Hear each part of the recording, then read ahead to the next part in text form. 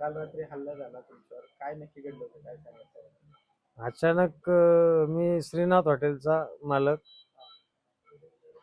अचानक ती आलीत आणि कामगारावर वार करून गोळीबार केला.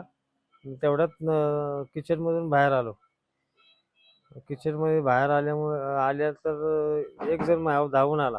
धावून आल्यानंतर त्यांनी कोयता घेतला, डोक्यावर टाकायचा प्रयत्न केला. मी हाताने असं धरला.